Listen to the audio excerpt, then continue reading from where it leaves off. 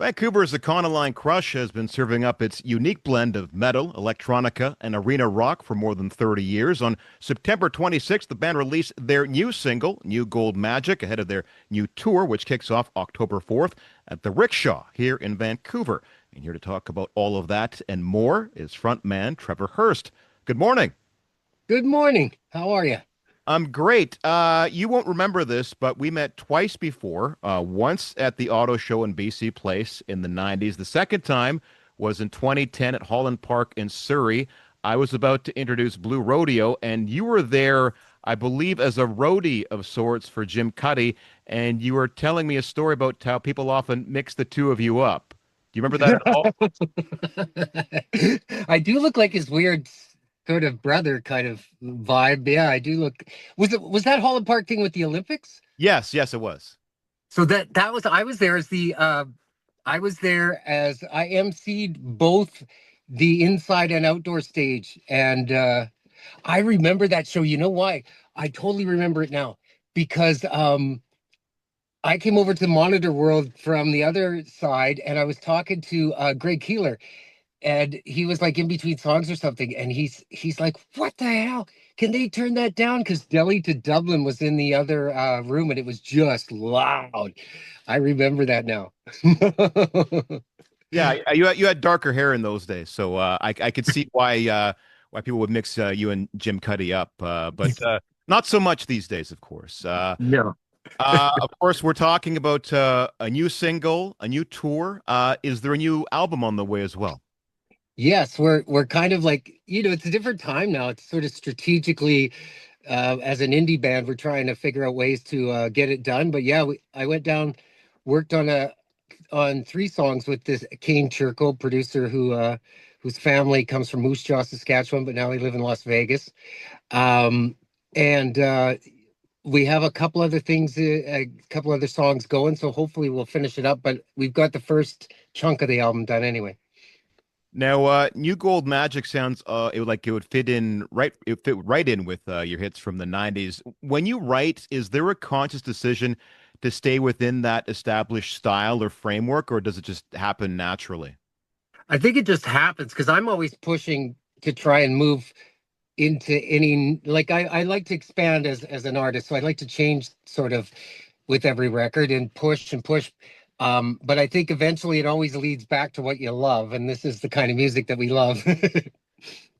Now, the last time I caught you guys in concert was late last year when you were opening for Ian Thornley at the Commodore.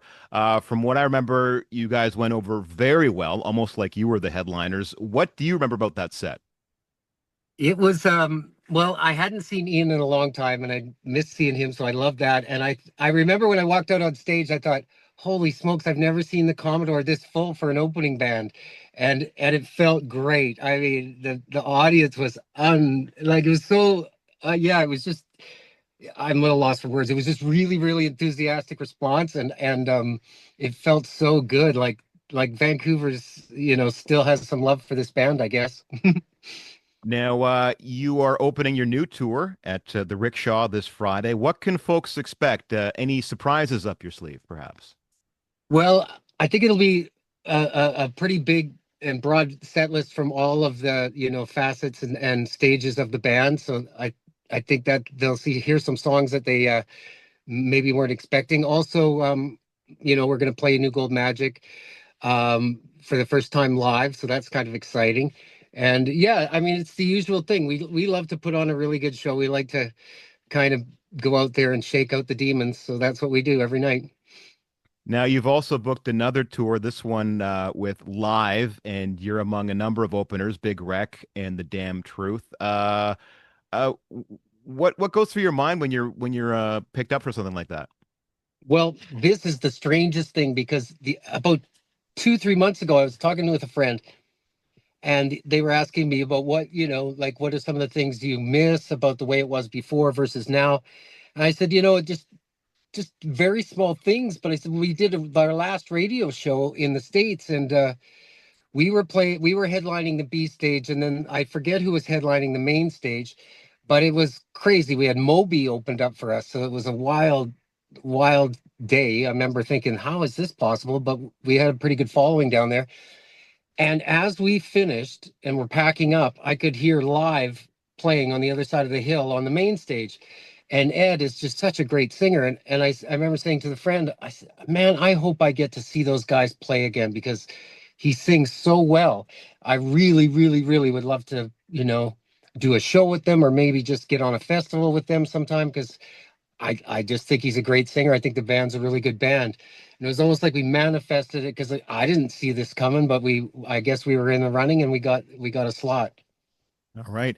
Econoline Crush has been around for more than 30 years. I believe your first record came out 30 years ago this year. I was listening to Wicked this week. It still sounds like it came out yesterday. You've seen the trends come and go. You're still here. You sometimes step back and think, how do I get to sing all these songs all these years later?